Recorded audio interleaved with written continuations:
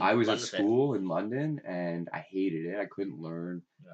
I was more so in like I didn't do anything in high school. I didn't like school, so like I just played sports and worked out.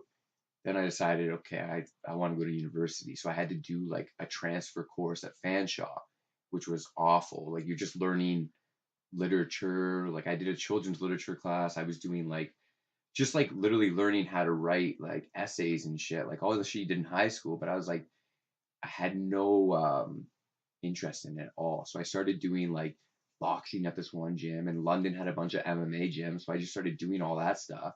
And I was like, man, I just love being physically active.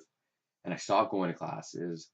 And at Christmas, when I went home, I told my mom, I'm like, I'm not going back to London. I'm like, I hate the lifestyle of a student. I was like, I don't want to drink. I don't want to eat bad. I don't want to party. I was like, I That's the want thing, to. when you think about school and university, like it's really attractive to a lot of people. Is that aspect of like, yeah, just drinking a lot, staying up late, doing your thing. I think that's like one of the main points in my life where I realized like I don't want to do what everybody else is doing. I don't want to go to And school. that's cool that you did that, man. Because it's not easy to go your direction when it's like so opposite of like the 90% is drinking and smoking and partying and doing Yeah, all that shit, right?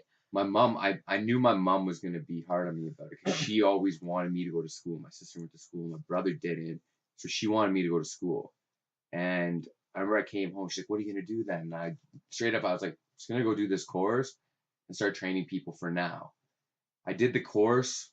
My teacher went above what camp it teaches you, and it really got me involved. And I approached her and I said, I want to learn more. I want to like actually learn what it takes to train people because like the camp fit course teaches you very base stuff, right? So she ended up hooking me up with her business partner, who was the guy that coached me for the bodybuilding show.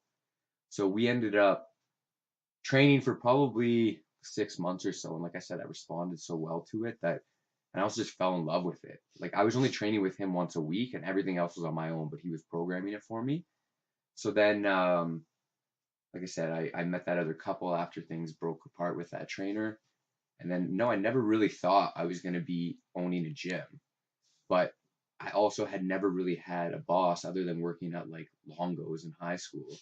So like I knew I didn't want a boss. I wanted to have the freedom that Mhm. I realized you can have as an independent trainer. I mean, I was young too. I didn't have a lot of strain on me, so it was easy to take that time and build the clientele because it is very tough to go out on your own, especially now it's so saturated. But at least back then I had the security of, not having like a mortgage or rent. So like it was much easier to build it slow Mhm. because it did take a long time. When you're young too, it's hard to get the older clientele. They want to go with somebody a little more distinguished or experienced. And I thought I knew a lot, but I knew shit back then. Mhm. So I partnered with them, and it was a very good learning experience as to training, like figuring out what I want out of training and what my vision is. But I also learned a lot of hard lessons because it wasn't like school, right? Like this was happening, like partnerships going bad, people trying to screw each other over. I saw a lot of dirty things, and Mhm. I was like, I need to get myself out of this gym. I was like, I these people don't align with my vision anymore. So at that point, I this was 5 years after there was like we had to my original partners and the rehab, we all partnered together at one point, and they just started butting heads, and I was right in between it. So I had to buy my original partners out, Mhm. and it just became this shit show. The rehab ended up fraudulently billing people through insurance numbers that they didn't have, so they ended up Okay. getting busted. So at that point, I was left with the decision to take on this place myself at like 22, 23 years old. It was $9,000 a month, and I ended up just walking away, letting my old original business partners come back in because technically they weren't allowed to sublease it, Okay. so they were on the hook for that. So I said to them, you guys come back in, I'll pay you monthly to use the space. And I did that, but at the same time, I had went out and signed a lease agreement somewhere else. And I didn't tell them anything because they were pricks to me. Yeah. And then eventually one day we sat down, we were both just straight up honest with each other because we had respect for each other. And the problem was never between me and Dennis was the man, Yeah. but he just always wanted quick money. He's always trying to like do these junior partnerships, these bullshit agreements to like get people to pay into a company that, like I said, was an umbrella that had no real income. We all have our own separate entities, like I said, Beauchamp Fitness. So at that point, I was paying him like almost 2,500 a month because I was so busy that I was like, I can go find a place where I have no other people in it. Yeah. I can pay, probably 3,000 a month and have my own shit. True. So I went and did that. Again, it was the problem that I had there is I was young still, and I thought that I was like, well, I got my own gym, and I let a lot of guys come in and train out of there, and I kind of got like caught up in like this. It was like this atmosphere that it wasn't. It Didn't was like. immature.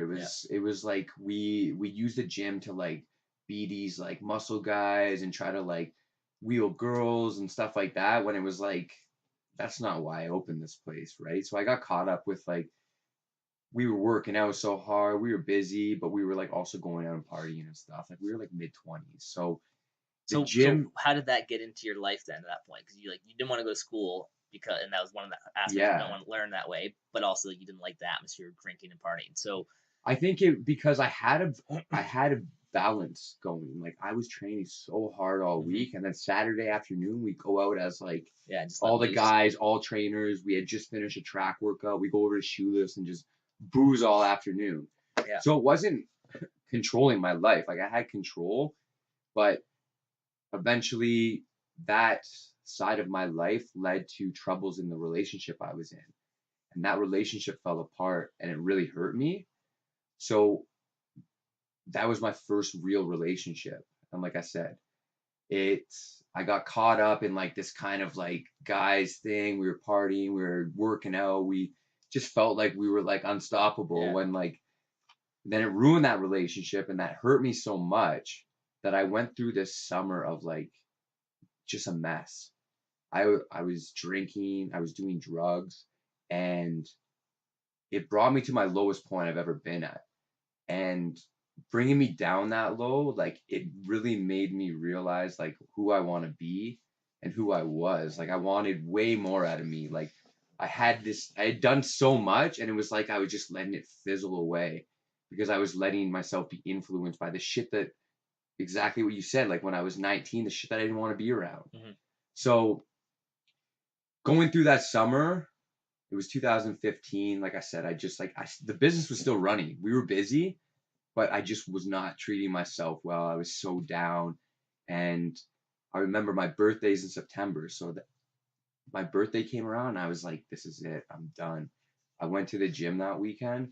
I took it apart, cleaned everything, and put it back together. It was like a rehab weekend. Like I just Nice. like was like, I'm done with this shit. Like I ended up getting back with that girl for a month and then it didn't work out in the end. But at least at that point, I had made that decision with a clear mind and had cleaned up and got rid of all the Like more of actual bullshit. closure. Yeah, there was actual closure on it. And then the next year in my life, things were a lot different.